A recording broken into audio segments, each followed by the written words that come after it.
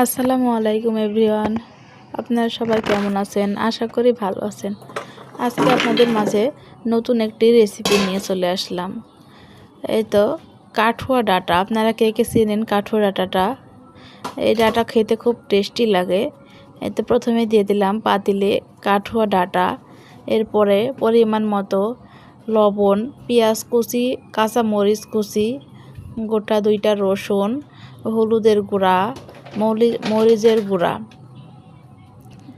মরিচের গুঁড়া অল্প একটু দিব, কারণ আমি কাঁচা মরিচ দিয়েছি, এবং আদা রসুন বাটা এবং তেল, সব কিছু মশলা দিয়ে আমি এটাকে ভালো করে নেড়ে চেড়ে নিব।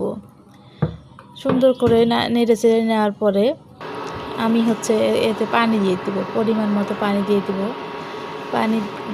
একবারে পানি দিয়ে দিব, যতটা সেদ্ধ হতে পানি লাগে আর কি। এই তো পানি দিয়ে দিলাম। এরপরে আমি ঢাকনা দিয়ে ঢেকে দিব। ঢাকনা দিয়ে ঢেকে চুলায় জাল ধরিয়ে দিব। দিয়ে 5-6 মিনিট পরে আমি এই তো ঢাকনাটা উঠিয়ে নিলাম। এই তো কি সুন্দর, এখানে একটা সুন্দর বলক এসেছে। এটা আমি ডাল দিয়ে রান্না করব। আমি আর একটা পাতিলে প্রেশার কুকারে মুসুর ডাল সিদ্ধ করতে দিয়েছি।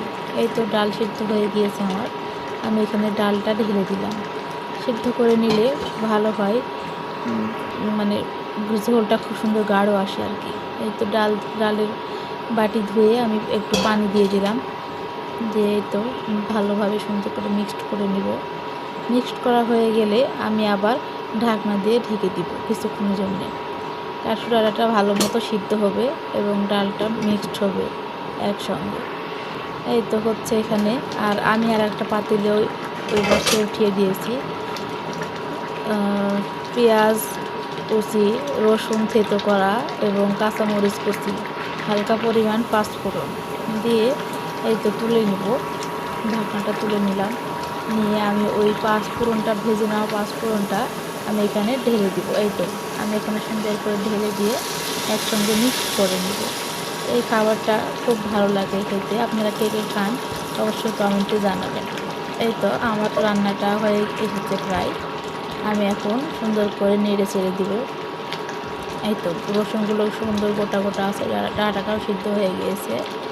আমার রেসিপিটা কেমন লাগলো আপনাদের কাছে অবশ্যই কমেন্টে জানাবেন এবং আমার চ্যানেলটি সাবস্ক্রাইব করে দিবেন। ধন্যবাদ।